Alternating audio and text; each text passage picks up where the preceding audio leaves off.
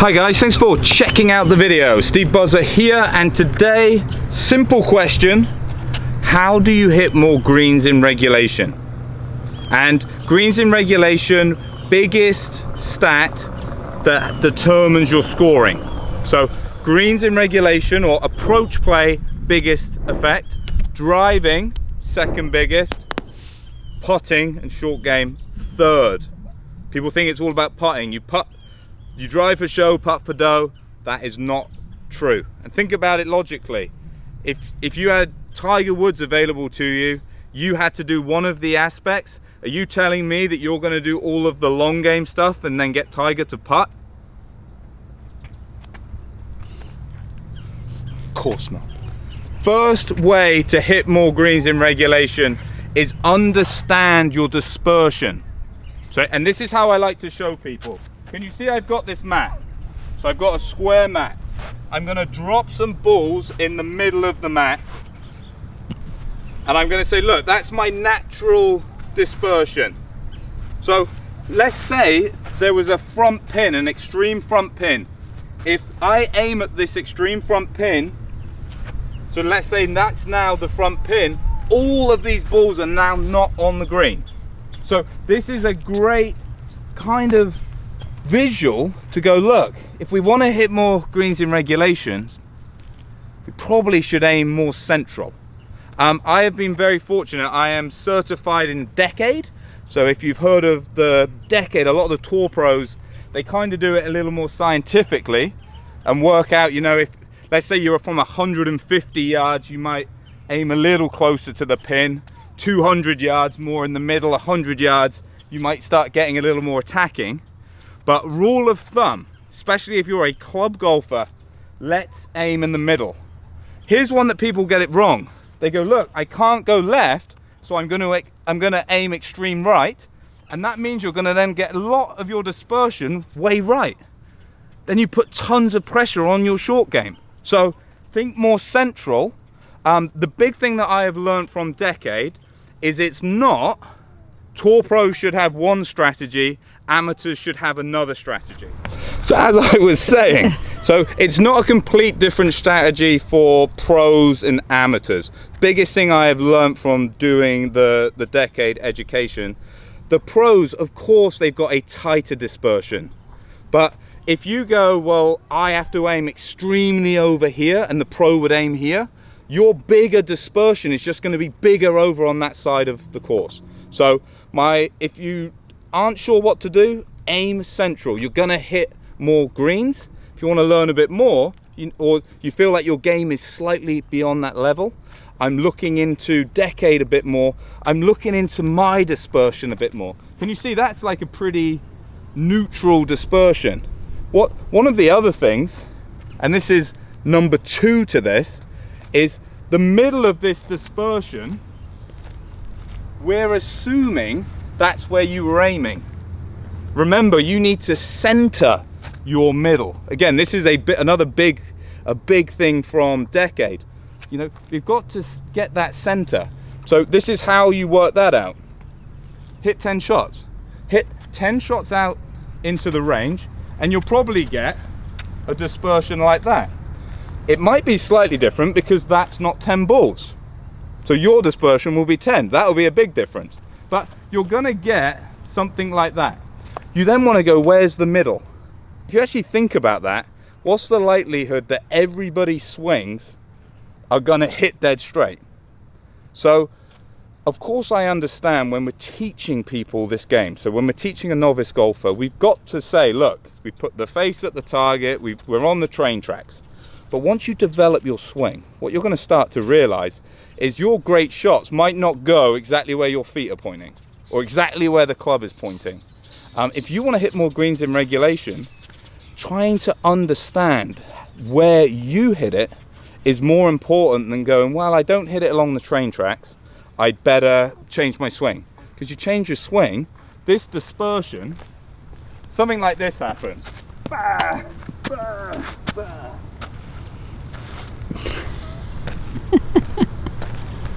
It's hard filming with a baby, okay? Oh man. At least he's not So crying. the third rule of hitting more greens in regulation is getting really good at understanding your ball flight. Too many people think straight is their shot. I ask people all the time, oh, I just hit it straight. I got the TrackMan on down here, so you know I teach with the TrackMan. In terms of path levels, I will always, anything under 3, so +3 a bit of a draw, -3 a bit of a fade. The ball flights I always kind of class as straight, or the way I describe it is your playing partners would call that a straight shot. But still, even if you have those minimal numbers, you need to understand how you match the face to it. So if you're a -3, so a slight fade guy, and you have the face 1 degree open, your dispersion is going to be all over the place. And likewise, if you're more of a drawer, you need that face. So having an understanding of face to path is just huge. And it's a bit of trial and error. I'm going to give you my generic answer. So anything under 3, pretty neutral.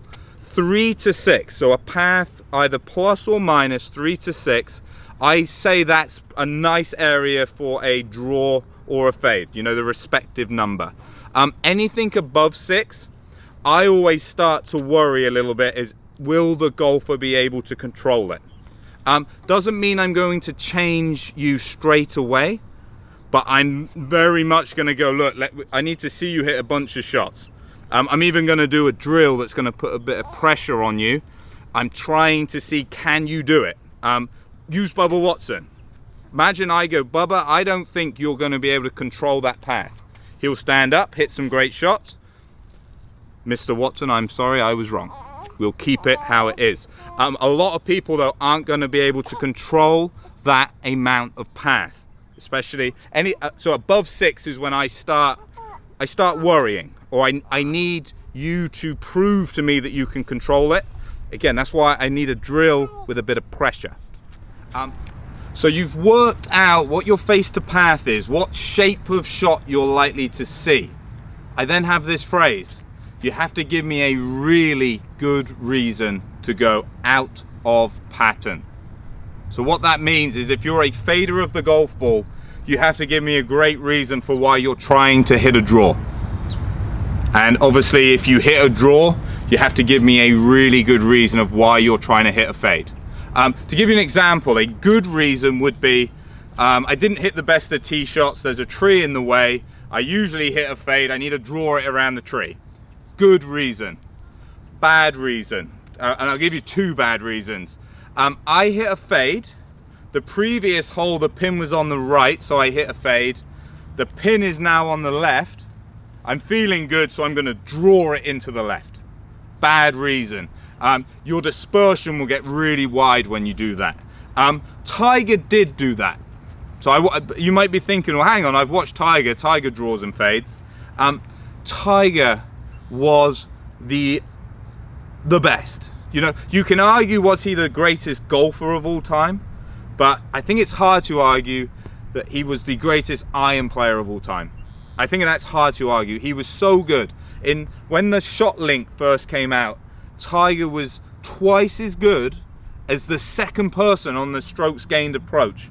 Twice as good. So he's not the one we really want to be copying. And a lot of the pros, and when I say a lot, most of the pros do not. I heard a great example about Brooks Koepka. Hits a fade. Pin back left or in the left. He aims at the flag and he tries to cut it back into the middle. But here's the thing, and of all the things I've said so far, it's as if I'm anti trying to hit the ball close. But it couldn't be further from the truth. Because when we looked at the dispersion earlier, there is a bit of randomness to it. So Brooks Koepka, pins on the left, he tries to fade it back into the middle, doesn't fade, knocks the pin down. You'll find trying to cut it back, it might be a back left pin, you might be trying to fade it into the middle, you might turn a draw into the back left. You know, because you haven't messed around with your path, it's quite hard to get the face perfect every time. So you might get the really close shot. But remember, hitting greens in regulation is going to have a bigger influence than if you go out trying to knock down 18 flags. I'm not saying you won't hit one close. And if you're all about the skins, pardon the pun, but knock yourself out, go for it. But the reality is, you're going to miss lots of greens. The Brooks Koepka example, doesn't fade, knocks the pin down. If that pin, if he was trying to fade it into that pin, the ball starts left of the green. If it doesn't fade, he's probably short-sided. You could go, well, why doesn't he just draw it in? Might get it wrong. And when it's not the shot that your bread and butter shot, when you get it wrong, you'll get it horribly wrong. So they're the 3 things, or the 3.5 things that I think can transform your greens in regulation. And notice, I didn't talk about the swing. The swing and the mechanics are going to pull that dispersion in closer. Obviously, the closer that dispersion, the tighter that dispersion, the more greens you are going to hit. But I want you to hit more greens now. It's very unlikely that you are hitting your maximum greens now. You know, I used to class myself as a pretty good ball striker, and I would try and draw and fade. And the thing that I knew deep down is, yes, I struck it well. Yes, the ball sounded good when it left the bat. But my greens in regulation were never as high as they should be. When I have played now in recent years, I stick to my stop fade, and I have for a few years now, and I will go out and I will be hitting, I've had days where I've hit 15, 16 greens, not practicing as much as I used to when I would class myself as a better golfer 10 years ago, and I'd be hitting like 10 or 11. And it's because I was almost trying to do too much. And we don't need that. And you don't need that. It creates stress, and it really doesn't help your scoring. I hear a lot of people say, well, you know, you get down to like a 5 index or a 10 index. So you go like, I'm a 10 index, I want to be a 5, or I'm a 5 index and I want to be a scratch. And you go, well, I've hit that point now, I need to learn how to move it both ways. On the range, absolutely. Build the skills. But on the course, it's not the answer. The more you try to draw and fade it, you'll widen your dispersion. You won't find your answer there. And just think about it logically and ask yourself this question. Do I maximize my golf game with the package I have? And because there's so much variability in golf, even if you're doing a good job, it's still hard to say, yes, I max out my golf. Little things like this takes a little bit of discipline, but that discipline, more greens in regulation. Greens in regulation, biggest influence on your scoring. Your index will come down, you'll start winning, you'll start beating your friends. There's no better feeling than beating your friends. So thanks for listening. Get some comments down below. Are you surprised I haven't given you one swing drill? Are you surprised that the answer wasn't that you need to draw and fade it, go up and down, left and right, backspin, all of that jazz? Are you surprised that the answer is actually quite simple, but the simple answer could be transformational? As always, thanks for watching. Stay happy, stay safe. Hope to catch you soon.